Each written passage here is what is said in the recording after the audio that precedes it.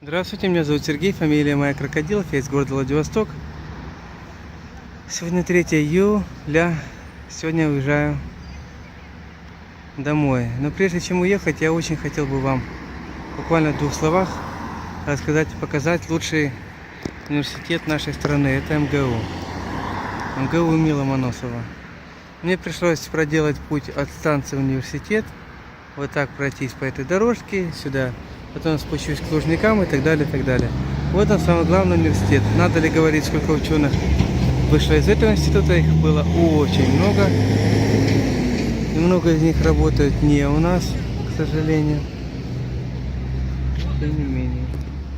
Много иностранцев. Туристические автобусы. Заселение детей уже, студентов.